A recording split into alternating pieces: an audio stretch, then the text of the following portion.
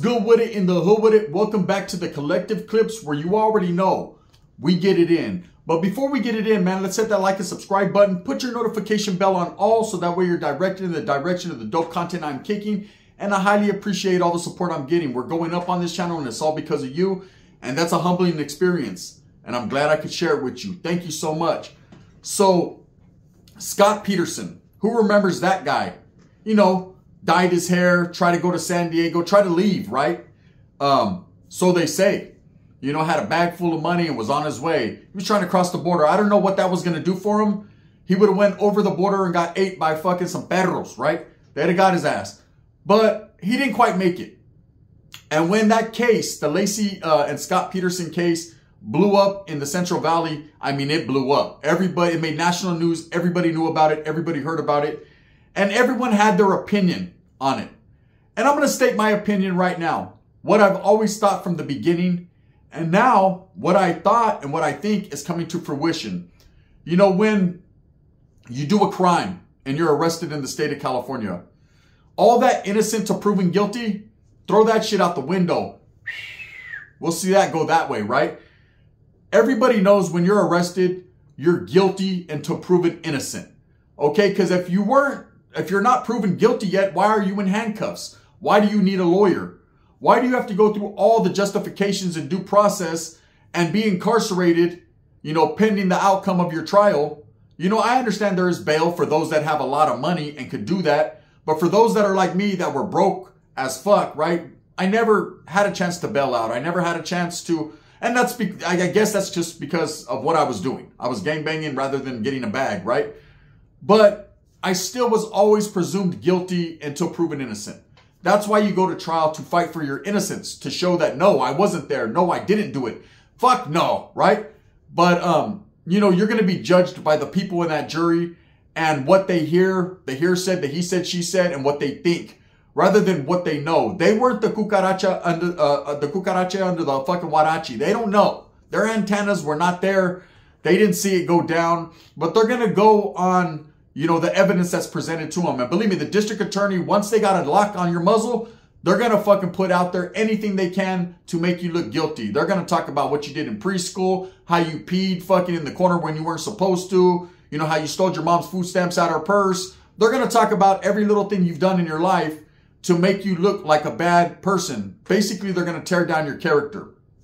And that's what happened with Scott Peterson. You know, was he railroaded in his trial? Well, it seems like the investigators, the detectives, or whoever was looking into that case, albeit there was some he did some fishy shit, right? Because he didn't show remorse, because he didn't act the way that a fucking grieving husband is supposed to act, they automatically presumed him guilty, and he went through some hardship, okay? And now, you know, he's a guilty person locked up for the murder of his unborn child and his wife, and he's done plenty of years on death row. But I've always thought, my opinion was that there was more to meets the eye. That Scott Peterson quite possibly could be innocent. That this man was judged based on his character flaws and the things he was doing outside of that relationship, meaning cheating on his wife. You know, everybody hates a bad guy, or everyone loves one. And in this case, all of America, all of the world, you know, automatically were pointing fingers and hating on this guy. And he was pretty much railroaded in his trial. Now, when this incident first took place, you know, they canvassed the area. They were searching for his missing wife. Her family had reported her missing. She was 9 months pregnant. So, of course, you know, it was an all-point bulletin. And there should be. There should be for a woman that's, you know, pregnant. You know, she could be going through some shit. It was just kind of like the little girl in San Antonio out in Texas. You know, she was missing. So it's a big deal. Now, the city of Modesto is small. It's a small community. Everybody pretty much knows everybody. It's very gang related. There's a lot going on, but there's also good spots, good little areas in that community. And Scott and Laci were from them areas. Okay. You would see a husband and a wife doing quite well, you know, having money, living in a nice area. I know Laci comes from money. Her family had a little bit of money and they're having a kid. People should be on top of the world at that point. You know, a young couple having their first child. Hey, you know, you think picture perfect, white picket fence and all that. But that wasn't the case. Somewhere along the line, Central Valley, it's in the water, right? that Vato decided to go outside of his marriage and wiggle a little bit, right? He was all in Fresno, wiggling with the perra, right? He was doing his thing. And, you know, when push came to shove and everything cracked off, because he was cheating on his wife, they automatically assumed he wanted to get rid of her. You know, he wanted to basically kill her so that way he could live his life with this chick that he met, however he met her, right? It's not ugly. That chick right there, she looked like that fucking, the boss from Bart Simpson. What's his name? Mr. Burns. That's how she looked, right? And her face looked all, she looked like fucking Cher after all kinds of fucking plastic surgery. So anyways, you know, everyone was thinking this guy was guilty, but did the detectives really do their due diligence and look into this like they should have? I don't think so. You know, I watched a few documentaries on this guy because I've always questioned the validity of the guilty verdict. I've never thought he was guilty. I'm just going to say it right now. You know, I never thought, it's hard for me to imagine this guy doing it. I understand he's an asshole. I understand he's arrogant. I understand he showed no remorse, but you can't show remorse for a crime you did not do. He's always maintained his innocence. He's never wavered in his story, albeit he definitely looked guilty dyeing his hair. But when all America's going against you and you know people are in your direction, you do fight or flight. You either fight the case or you flight. You jam, you leave. And it looks like he was taking door number 2.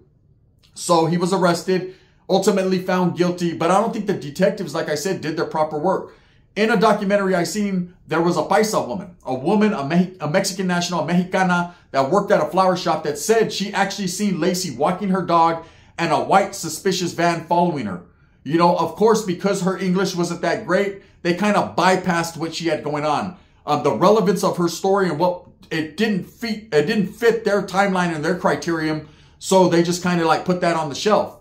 But you can't do that when it's in a murder investigation. When a man's life, and a woman has lost her life and the baby, of course, but you have a man's life, you know, in the balance, you're supposed to fucking check out every aspect, go down every road, turn every stone, you know, because you don't want to lock someone. There's so many individuals right now locked up, incarcerated in the systems, you know, through California, throughout the whole to the East Coast that are innocent.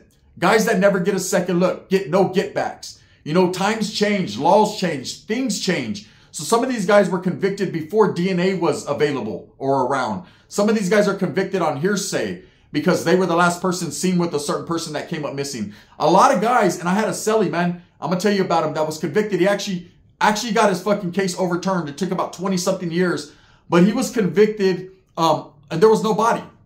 His girl came up missing and they automatically assumed because the family didn't like him, they were pushing in that direction. He got convicted. He got 25 to life. He ultimately did 20 fucking years incarcerated. He was my celly for about a good year solid. He was an OG. He was pretty humbled. Probably one of the best cellies I ever had. Very respectful. Knew how to do time. He was a real convict. But he was convicted of something he never did. And ultimately, you know, he got him a new lawyer, got him a second trial or a third trial by that time, and was able to get this case overturned.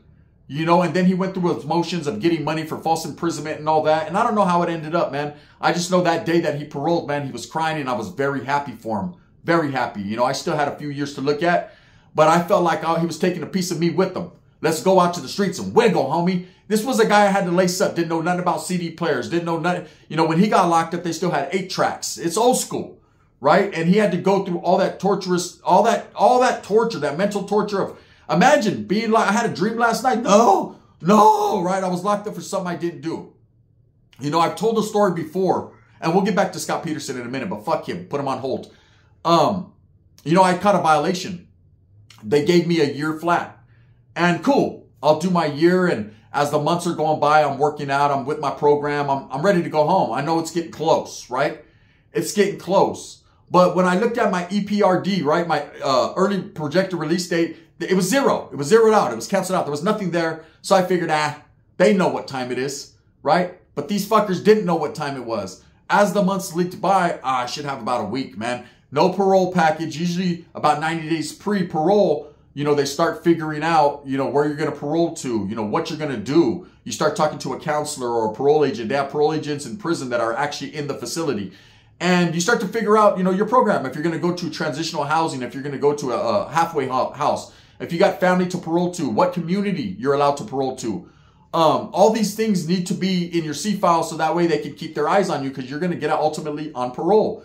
It was going to be an open and shut case for me, very easy. I got a violation. I'm going right back to the pad that you arrested me in. So let's go. But nothing happened.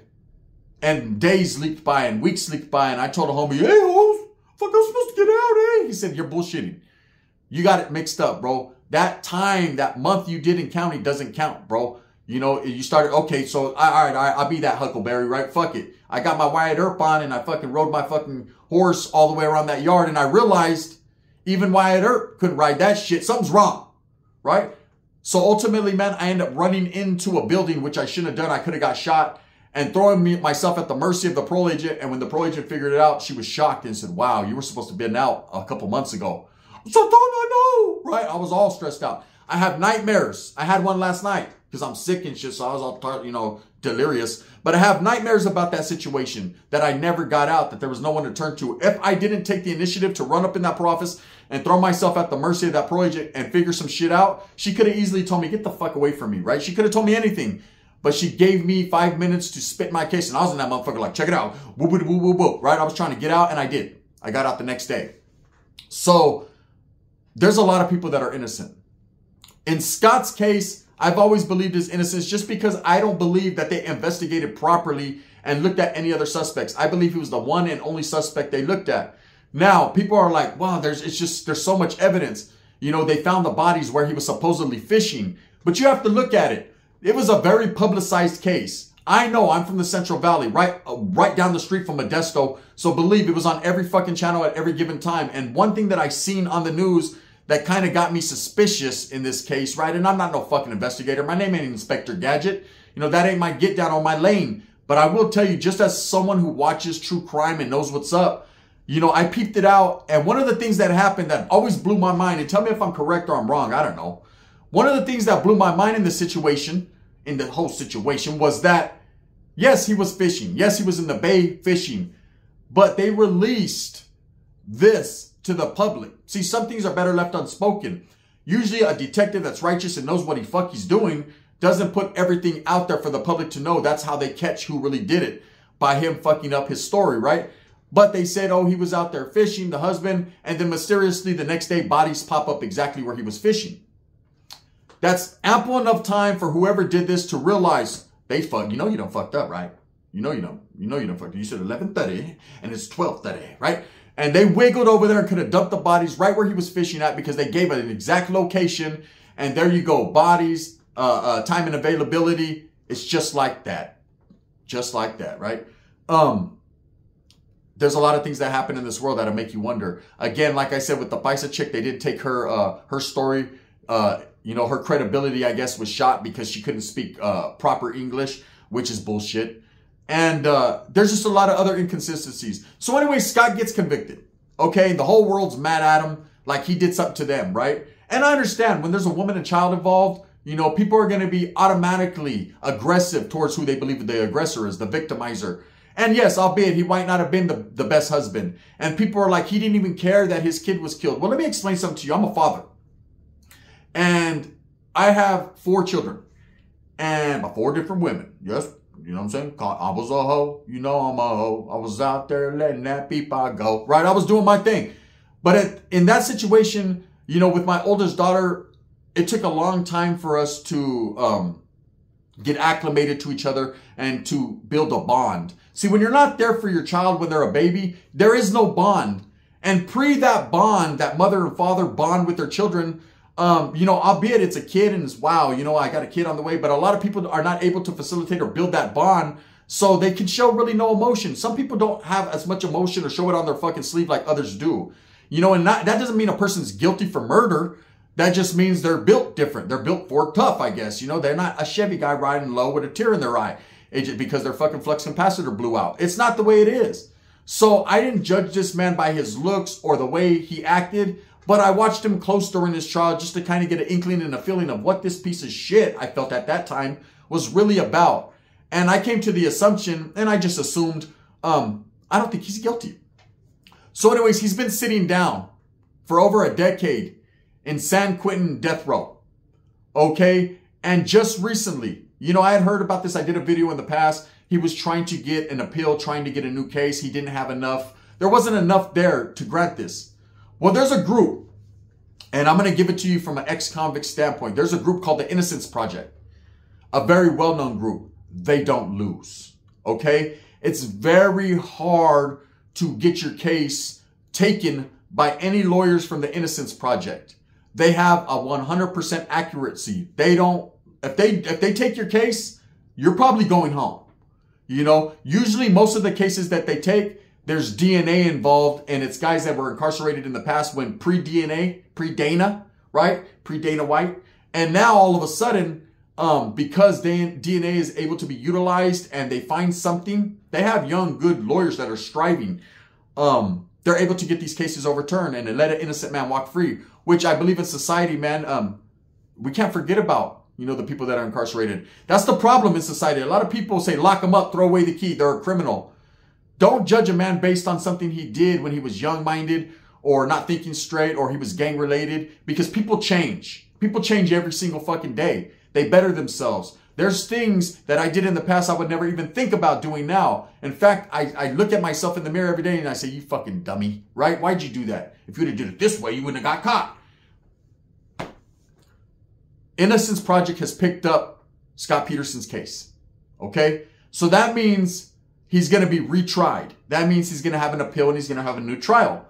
That means also there is something there within that case that everybody else overlooked and something they found that could warrant this appeal process. That means maybe everybody in America that went against this guy just because of the case and what they thought was totally wrong. Do you believe everything you hear, everything you see, and everything you read? I don't. I don't even believe a stop sign or I don't even believe a traffic sign when it's going like this. To me, it's going, and I just walk, right? There's a lot of things I don't believe. You know, when the light turns red, do I believe I have to stop? I mean, they say I do, but fuck, that's just a light to me. If there ain't no cars coming, I'm going, right? Then I get that little $150 ticket in the mail, and then it is what it is. In this case, back to Scott, he's getting a second look. And believe me, if the Innocence Project is behind him, which they are 100% confirmed, this guy's probably going to get out. This guy's innocence is probably going to be proven. Then what happens? Do they reopen the case and look at whoever did this in real life, not for fakes, but for reals? Do they reopen this investigation? Or do they just sweep it under the rug and say, oh, oops, we fucked up? Like what happens most of the time? Let me explain to you what happened to that cellie that I had that was convicted of that case that ultimately got overturned on DNA evidence, right? When he went to court and he won, he had a young lawyer, man, a striver, someone that went in there and actually put in that work and that effort. And you know, I remember when he was going to court back and forth and he used to come back to the cell and he was happy. You know, this was someone who had given up. Someone who, there were certain foods he didn't even eat because it reminded him of the streets. He just wanted to stay away from anything about the streets. And he was coming back with tears in his eyes like, I'm going home, homie. He's like, where home is, I have no home anymore. My family's all gone. You know, my children grew up. They don't even know who I am. But I'm going home. And seeing that in real life, almost made me shed, almost, can't cry in prison, but almost made me shed a tear with them, right? And that's when I started to run him down about, you know, how it was, you know, so that way he was, you know, he was educated. He was laced up. I was lacing the OG up on what to do on the streets, you know, coming from someone who was locked up, but, you know, I was doing the best I could. But I remember the day that he got it overturned and he came back to the cell and he was packing his shit up and he was like, I'm going home tomorrow, bro. And I was like, they didn't let you out right now? And he says, the judge told me, you know, hey, you've already been in there. One more day's not going to matter. Let that sink in. That's society for you. It doesn't matter. Every minute, every fresh breath of air, every second counts, man, in your life. You know, when other people have your life in their hands, there's no justification for them saying, you're already used to it. It's all good. You know what I mean? That's like telling a fat chick, you know what I mean? You're already used to this. Beep out here. Just put it in there. But I don't like it in there. Just put it in there. So that's the same damn thing, only it's not. And I know it, but does she? I'm just saying, that's not a good way to look at it, right? What's on my mind? And I'm sick and shit. Hey, NyQuil, nalgas, double N. You know what I mean? Norte, it's on, right? Anyway, so look, trip out. This guy's getting a second look. The Innocence Project has picked up his case, and I ultimately believe he will be freed. You know, there's going to be a lot of people in the comments that are going to say, nah, he did that. Well, I'll tell you right now, bro, having been incarcerated and seeing people that got their cases picked up by the Innocence Project, they don't just do that. Nah, they don't. Ask anybody. Go ask Dubs or JD Delay or any of these other prison channels and ask them about the Innocence Project and their accuracy and their rate for getting people's convictions overturned. And they'll tell you the same thing I'm going to tell you, which is once they pick up that case, you're about as good as free. There has to be something there that they see that we didn't. You know, a lot of people assumed, you know, of his guilt because that's what was put out there by big time media. You got to understand, when this happened, social media wasn't the way it was or the way it is today. You know, this was a little bit different. The only media we had was newspapers and what was on ABC News that day, the Valley News. And everyone pretty much ran with that, you know, or national news. But now, you know, there's so many people that have an opinion or opinionated. And I believe that the people behind this and his consistency with his story and the fight that he's fighting, he's getting his look. And the Innocent Project is producing it. So we'll see how it is. If there's any updates in the case, I'm going to keep you guys abreasted. I always thought this guy was, he doesn't strike me as a guilty person. Let me tell you, when I got locked, I was guilty than a motherfucker, right? For the most part. There was one time I wasn't, but they didn't care and I took the deal. So fuck it. You know what I mean? I ain't gonna lie, man. I wasn't trying to go to the box and pick up 20. I said, what, was it 4? You out for 4? Run that, right? Even though I was innocent, I took it. Now I'd walk around and tell the homeboys, I'm innocent. Why'd you plead no contest? Right? There was no explanation. You're guilty, homie. That's like these weirdos and these rapos. I didn't do it. Then why'd you take the plea bargain? Because they offered probation, right? Then you did it, homie. You're guilty anyways. Guilty by association with your case. Anyways, I'll keep you updated on the Scott Peterson thing. To me, because I'm from the Central Valley, Merced, which is right close to Modesto, it's sentimental to me. Because like I said, my father did live just 3 houses down from Scott and Lacey Peterson. So to me, it's a little personal. And it's only going to warrant what I've always said, man, was I've always thought this guy, there was more to it than just that. You know, there was a lot of people that said they seen a mysterious white van cruising around in the area. There was a lot of people that said they observed Lacey walking that dog after Scott was already gone. Was there ample enough time for him to come back, facilitate murders, and do what he did? Absolutely. And I could be all way off base. But the Innocent Project do not pick up cases or fight for someone they believe is guilty. That's a fact. With that being said, I hope this was some knowledge you can't get in college, man. Just a little something to put out there. I hope that you move smooth with a purpose, get every single thing that you want. I'm feeling better, eh? Sasuke, that NyQuil kicked in. I'm ready to wiggle. Where the torta's at. I think I'm going to call for those of you that remember and know. And have her make me some caldo de pollo. I got the pollo. It feels like caldo. You already know what it is. Thumbs up or thumbs down. Heavy's going to be the head that wears the crown. I'm going to continue to strive, struggle for what I honestly and truly believe in, and that's bringing you guys the best possible content I can here on YouTube. Entertain you a little bit with my antics, but at the same time, speak some real shit, man. Thank you guys so much. I'm humbled for your support. The gun.